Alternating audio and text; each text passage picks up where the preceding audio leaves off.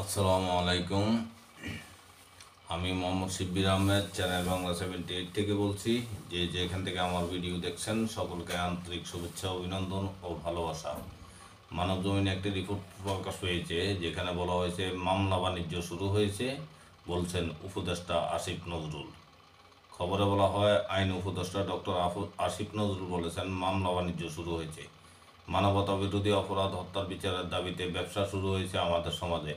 এদেরকে আমরা চিহ্নিত করব, অবশ্যই তাদের জবাবদিহিতার আওতায় আনতে হবে।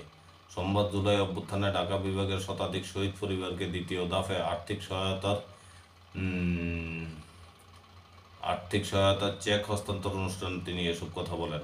সঠিকভাবে মামলা আহ্বান জানিয়ে আইন উপদেষ্টা বলেন, অবশ্যই আমাদের শুদ্ধভাবে মামলা করতে হবে। শহীদ পরিবারের মামলাগুলোতে আইনি সহযোগিতার জন্য আলাদা সেল গঠন করবে আইন মন্ত্রণালয়। কথা দিচ্ছি, আগামী 7 দিনের মধ্যে করে দেব। এছাড়া আমাদের পক্ষ থেকে যা যা করা দরকার সেটা করে দেব।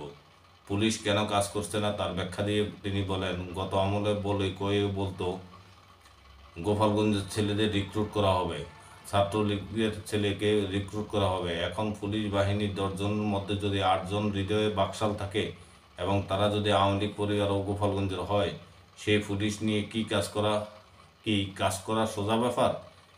যে পুলিশ গণহত্যাকারীদের প্রধান বাহিনী ছিল, তারা কি তাদের বিচারের প্রতি আগ্রহ দেখাবে?